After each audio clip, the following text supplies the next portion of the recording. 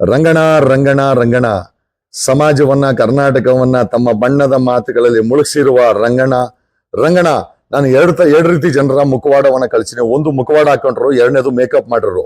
ನೀವು ಎರಡನ್ನೂ ಮಾಡಿದೀರಾ. ಸೊ ನಿಮ್ಮ ಮೇಕಪ್ ಅನ್ನ ಮುಖವಾಡವನ್ನ ಕರ್ನಾಟಕದ ಜನರಿಗೆ ತಿಳಿಸ್ಬೇಕು ಅಂತ ನಾವು ಡಿಸೈಡ್ ಮಾಡಿದೀವಿ ರಂಗಣ್ಣ.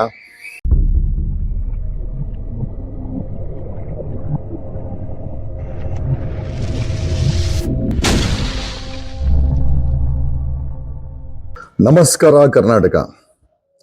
ನಾನು ಕರ್ನಾಟಕದ ವಾಯ್ಸ್ ಆಫ್ ಕರ್ನಾಟಕದಿಂದ ನಿಮ್ಮ ವಕೀಲ್ ಸಾಬ್ ಅಥವಾ ನಿಮ್ಮ ಮನೆ ಮಗ. ಡೈರೆಕ್ಟಾಗಿ ಪಾಯಿಂಟಿಗೆ ಬರ್ತೀನಿ. I will not waste the time.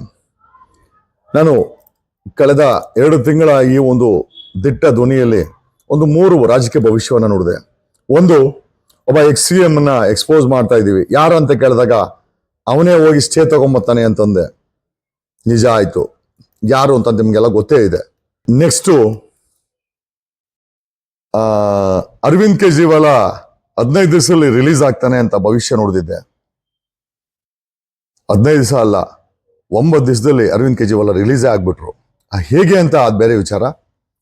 Presently ಇವತ್ತಿನ ರಾಜಕೀಯ ಪರಿಸ್ಥಿತಿನಲ್ಲಿ ಅದನ್ನು ಡಿಸ್ಕಸ್ ಮಾಡ್ಲಿಕ್ಕೆ ಹೋಗಲ್ಲ. ಬಟ್ ನಾನು ಹೇಳಿದಂತ 3 ಭವಿಷ್ಯ ನಿಜ ಆಗಿದೆ. 3ನೇದಿದೆ, ರಾತ್ರಿ 11:30ಗೆ ಮುನ್ರತ್ನನ್ನ ಅರೆಸ್ಟ್ ಮಾಡಿಸ್ತೀನಿ ಆ ಟೆನಿಕಾಸ್ಟ್ ಅಂತ. ಸಂಜೆ 5:15 ಮುಳುಬಾಗ್ಲಲ್ಲಿ ಅರೆಸ್ಟ್ ಮಾಡಿದ್ದಾರೆ. ಸೊ ಈ ನಿಟ್ಟಿನಲ್ಲಿ ನಾನು ತುಂಬಾ ಗ್ರೇಟು ಅಂತ ಹೇಳಲಿಕ್ಕೆ ಹೋಗಲ್ಲ.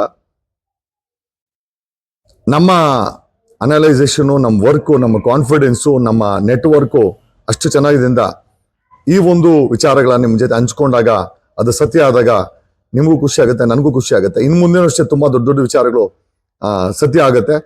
ಈಗ ಡೈರೆಕ್ಟಾಗಿ ನೇರವಾಗಿ ಬರೋದಂದ್ರೆ, ನೆನೆ ಸಾಕಷ್ಟು ಮಾಧ್ಯಮಗಳು, ಎಸ್ಪೆಷಲಿ TV ಮಾಧ್ಯಮಗಳು ವೇಟ್ ಅಂಡ್ ವಾಚ್ ಕಥೆಗಳನ್ನ ಮಾಡ್ತಾ ಇದ್ದಾರೆ. ಅವ್ರು ಯಾರು ಕೂಡ ನಮ್ಮ ಈ ಎಕ್ಸ್ಪೋಜರ್ನ ಯಾರು ಆಗ್ತಾ ಇಲ್ಲ.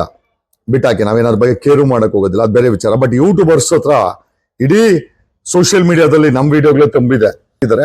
ದೊಡ್ಡ ದೊಡ್ಡವರು ಚಾನೆಲ್ಗಳು ಬೇರೆ ಬೇರೆ ದಿಕ್ಕಿನಲ್ಲಿ ಹೋಗ್ತಾ ಇದ್ದಾರೆ. ಒಂದು ಚಾನೆಲ್ದು ವಿಚಾರ ಬರ್ತಾರೆ, ಪಬ್ಲಿಕ್ TV ರಂಗಣ್ಣ ಅವರ ವಿಚಾರ. ಮುಂಚೆ ನಾನು ಪಬ್ಲಿಕ್ TV ರಂಗ ಅಂತ ಇದೆ.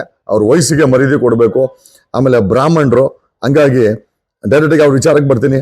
ರಂಗಣ್ಣ ಮಾಧ್ಯಮದ ಕನ್ನಡ ಅಂತಾನೆ, ಒಬ್ಬ ನಾಯ್ಡುನ ಕನ್ನಡಿಗ ಅಂತ ಹೊಗಳ್ತಾನೆ, ಅವನನ್ನ ಪ್ರಚಾರ ಮಾಡ್ತಾನೆ. ಎಲ್ಲದಕ್ಕಿಂತ ಹೆಚ್ಚಾಗಿ ಪಬ್ಲಿಕ್ TV ರಂಗಣ್ಣನನ್ನ ಎಕ್ಸ್ಪೋಸ್ ಮಾಡ್ಬೇಕಂತ ನಾವು ಡಿಸೈಡ್ ಮಾಡಿ 1 ತಿಂಗಳಾಯ್ತು. We have completed the job. Public TV ರಂಗಣ್ಣನ ವಿಚಾರವಾಗಿ ಒಂದು ದೊಡ್ಡ ಇನ್ವೆಸ್ಟಿಗೇಷನ್ ಅನ್ನೇ ನಮ್ಮ ಟೀಮ್ ಮಾಡಿದೆ. ಜೊತೆನಲ್ಲಿ ಡಿಪಾರ್ಟ್ಮೆಂಟು ಒಂದು ಡಿಪಾರ್ಟ್ಮೆಂಟು ಸಹ ಈತನ ಬಗ್ಗೆ ತುಂಬಾ ದೊಡ್ಡ ಮಾಹಿತಿಯನ್ನ ಕಲೆ ಹಾಕಿದೆ. ನೀವೆಲ್ಲ ಅನ್ಕೊಂಡದೇನು ಅಂತಂದ್ರೆ public TV Ranganna ಅವಾಯ್ ಚಪ್ಲಿ crime report Ranganna ಆಗಿತ್ತು. ನೋ, ಅವಾಯ್ ಚಪ್ಲಿ ಹಾಕಿದಂತ ರಂಗಣ್ಣ ಬೆನ್ಸ್ ರಂಗಣ್ಣ ಆದ. ಅಂದ್ರೆ ಅವಾಯ್ ಚಪ್ಲಿ ರಂಗಣ್ಣ ಹೋಗಿ ಬೆನ್ಸ್ ರಂಗಣ್ಣ ಆದ. ಬೆನ್ಸ್ ಹೋಗೀಗ ಚಿನ್ನದ ಮಣ್ಣಿನ ರಂಗಣ್ಣ ಆಗಿದ್ದಾರೆ. ಯಾಕೆ ಈ ಮಾತನ್ನ ಹೇಳ್ತಾ ಇದ್ದೀನಿ ಅಂತ ಅವರೇ ಹೇಳ್ತಾರೆ, ಒಂದು ಕ್ವಶನ್ ಮಾರ್ಕ್ ಅಂತ. ನಾನು ಇದಕ್ಕೊಂದು ಕ್ವಶನ್ ಮಾರ್ಕ್ ಹಾಕಿ ಬಿಟ್ಬಿಡ್ತೀನಿ.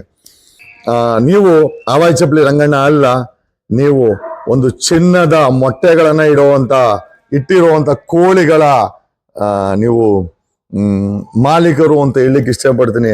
ಎಷ್ಟು ಮಣ್ಣಿದೆ ರಂಗಣ್ಣ, ಚಿನ್ನದ ಮಣ್ಣುಗಳನ್ನ ಮಾಡ್ಕೊಂಡಿದ್ದೀರಾ. ಏನೋ ರಂಗಣ್ಣ, ನಮ್ಮ ಟೀಮು ಇನ್ವೆಸ್ಟಿಗೇಷನ್ ಮಾಡ್ಬೇಕು ಅಂದಾಗ ಡಿಪಾರ್ಟ್ಮೆಂಟೇ, ಸಂಬಂಧಪಟ್ಟಂತ ದೆಹಲಿ ಡಿಪಾರ್ಟ್ಮೆಂಟೇ ನಿಮ್ ಬಗ್ಗೆ ಆಲ್ರೆಡಿ ತನಿಖೆ ಮಾಡಿತ್ತು.